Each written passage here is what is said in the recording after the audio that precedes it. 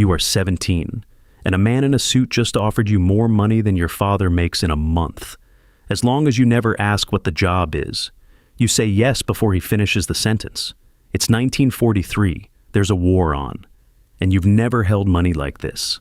A few weeks later, a bus picks you up in rural Tennessee and drives you toward a town that isn't on any map. Not a small dot. Nothing. According to the United States government, the place where you're about to spend the next 2 years of your life does not exist.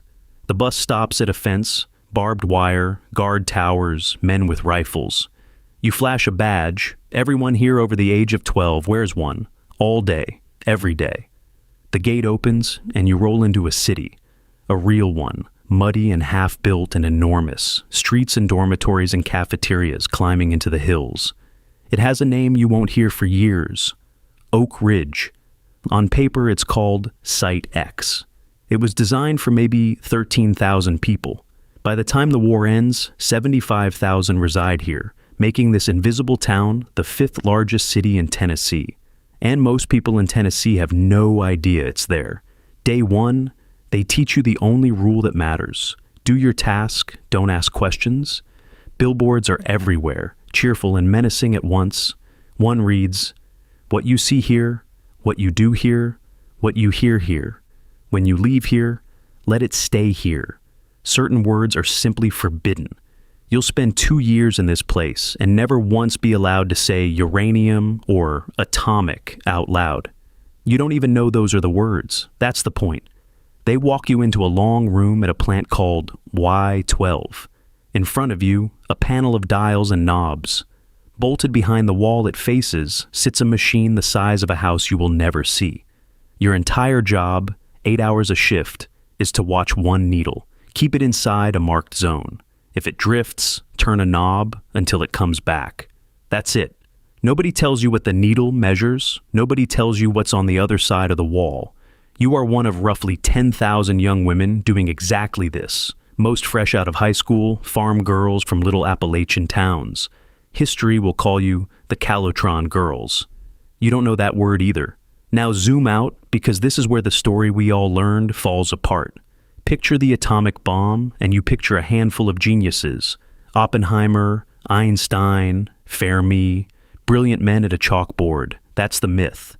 Here's the ground truth. Behind that wall, your needle is watching a calutron, a giant electromagnet that rips uranium apart to pull out the rare, unstable kind that can explode, called uranium-235. There are 1,152 of these machines at Y12, tended by 22,000 workers. This one city drinks about 1/7 of all the electricity produced in the United States, more than New York City. The whole project costs close to $2 billion in an era when a car costs $800, and it runs not on geniuses, but on teenagers turning knobs. Which brings us to the best part. The man who invented these machines, a famous physicist named Ernest Lawrence, didn't trust you farm girls. So he ran a contest. His PhD physicists on one set of machines, the untrained high school graduates on another. You won, not by a little. You produced more enriched uranium than the men with doctorates. Why?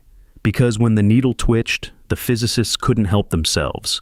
They'd stop the machine to figure out why. You didn't care why. You followed the procedure and kept the needle in the zone, and your machines almost never stopped. The most world-changing weapon in human history ran better in the hands of people kept completely ignorant of what it was. So, sit with that. Was it wrong to keep you in the dark? It isn't simple. That secrecy almost certainly shortened the war. It spared you, a 17-year-old girl, an impossible choice you never should have faced. But it also meant thousands of people helped build a weapon aimed at 100,000 strangers, and not one of them was ever allowed to agree to it. Both things are true at once. Then comes the morning you find out.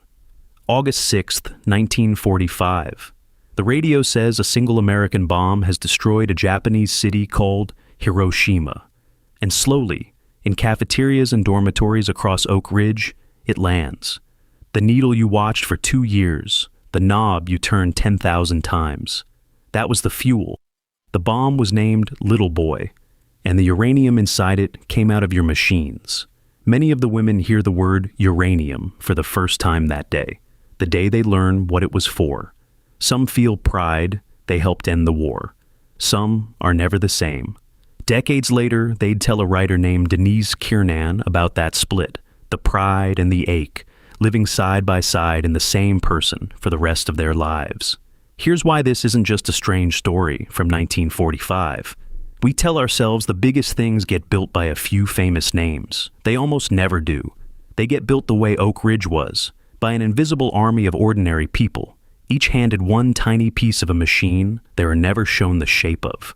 Your phone, the clean water in your tap, the data centers humming behind the AI you'll use today. Everyone runs right now on millions of people each doing one small task, in one small room, unable to see the whole. The Calutron Girls just watch their needle. The unsettling part isn't that it happened, it's that it never stopped, and that, almost certainly, you're standing in front of a needle of your own.